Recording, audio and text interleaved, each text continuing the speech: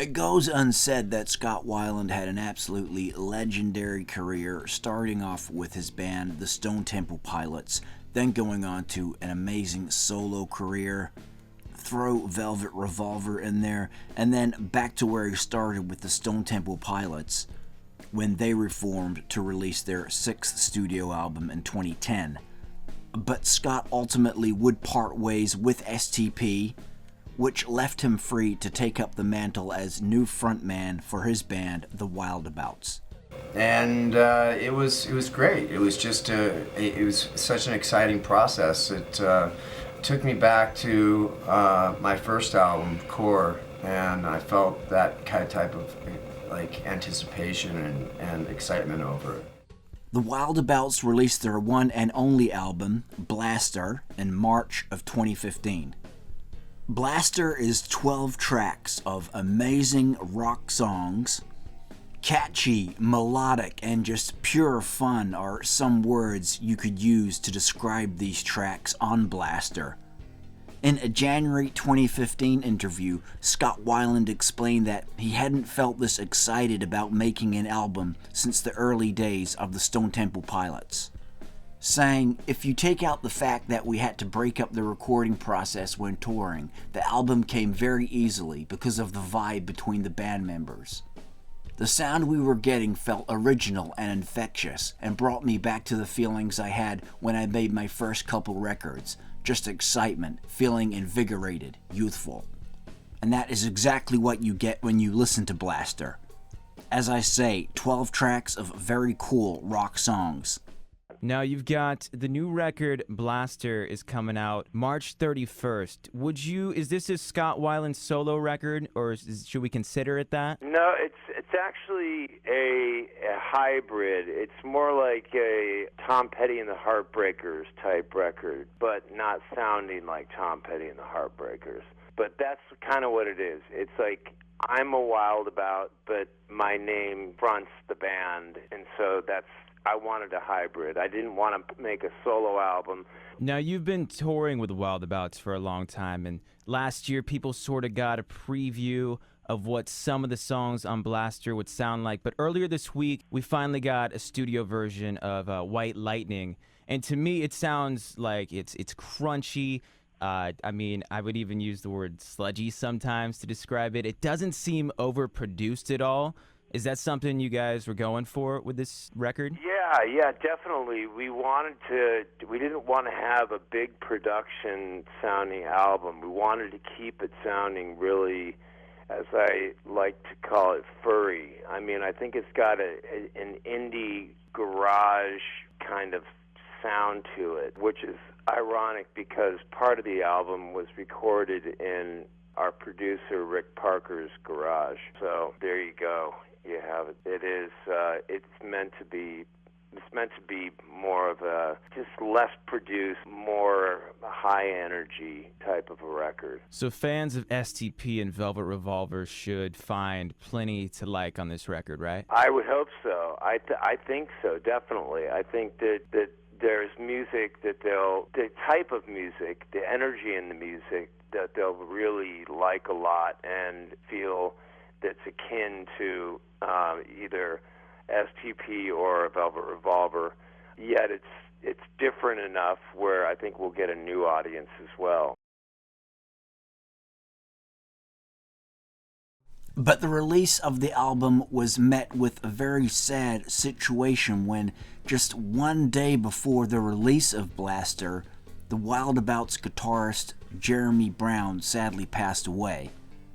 Brown had first worked with Weiland on his 2008 solo album Happy in Galoshes and wrote the majority of the riffs for Blaster.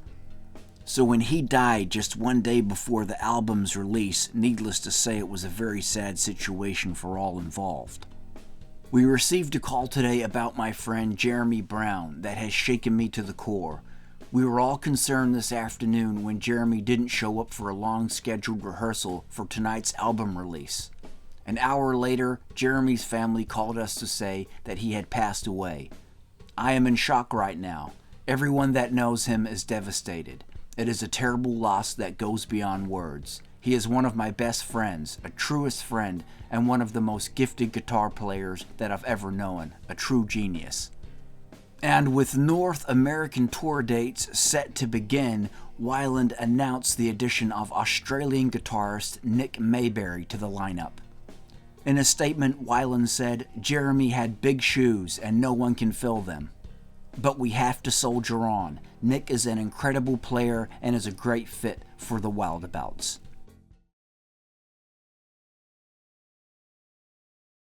Three singles were released from Blaster: White Lightning, Way She Moves, and the T-Rex cover, 20th Century Boy. But this album was so much more than just those three singles. Blaster kicks off with Modzilla, with Weiland singing, "Oh yeah, wait a minute, here it goes again, just dealing with the buzzards out in nowhere man's land." Then after the very catchy single, Way She Moves, the album goes into Hotel Rio. Good song with track number 4, Amethyst, and then we go into White Lightning, which was the first single to be released from Blaster, where Weiland sings in the chorus, "Looking for your number, she say, well, well, well, can't you feel me, baby, I'm a-standing alone by myself." Then we go into just another really amazing, cool track from this album. It's track number 6, Blue Eyes. Just very well written, very easy to listen to, melodic and catchy as heck. Very much recommend this song from the album. Then next up, definitely the heaviest sounding song from the album, quite punk. Only around 2 minutes 40 seconds in length, and actually the chord progression here very much reminds me of the Nirvana song Stay Away. You might pick up on that if you listen to this one. It is the track Bleed Out. Then we move on to track number 8, a song with a very cool chorus, that is Youthquake. And you want to talk about catchy, this is one of the most catchy, tuneful, melodic songs from the album. It is track number 9. And with a title like Beach Pop, how could it not be catchy, right? Just another very cool song from this album. Like many of the tracks from this album, could have very easily been another single. Can definitely hear this one playing on the radio all day long. Check it out. And after track number 10, Parachute, we go into that T-Rex cover, 20th Century Boy. Many people out there will know that song. Scott Weiland does a very good job of this on vocals. It's a very cool take on that track. And the album ends with just another amazing song, definitely the most quietest and mellowest on the album. They've left it till last. It's the song Circles. Just a really beautiful song, this one. And definitely do recommend checking out this track as well, one of the standout songs from Blaster. So as I've said there, this album, Scott Weiland's final album that he released, is just full of amazing songs. Some people may have looked over this one or not have bothered to go back and check this one out, but I would say definitely do. A few of the songs clock in at just over 4 minutes, but the majority here is like 3 minutes and something for each song. So most songs pretty much straight to the point, and as I say, catchy and melodic as hell. And of all the amazing material that Scott Weiland did release with his bands, STP, Velvet Revolver, his solo material, you name it, Blaster is right up there with some of the best work that Scott ever released. And it's something just a bit different. It's not as big and heavy as the STPs and the Velvet Revolvers, no way. It's something slightly different, just total rock and roll. And as I say, Blaster, just an album full of amazing songs. Well, and last question, what's your favorite song on the album? Can you tell us? I know it's hard. I like Way She Who's Moves. the baby? Way She Moves, Circles. Right now, Modzilla's great. Modzilla kind of exemplifies the sound of the album, but Circles is mine, and I really hope that being here in Sundance, we can hook that song up with some indie film and have a great marriage there.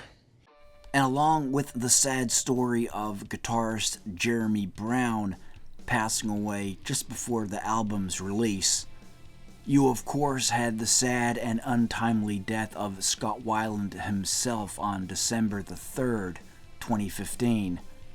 So that was only around 8 months after the release of Blaster. Scott was on tour with his band, the Wildabouts, and he died on his tour bus. So there definitely is that tragedy that comes with this album, Scott's final release. But as I have mentioned here on this video already, the album, it is a totally uplifting album. The songs on it are very upbeat. And even though you have that tragedy linked to this album in a way, the album itself is anything but that. As I say, very upbeat, catchy, fun, and very cool bunch of songs. That's Blaster.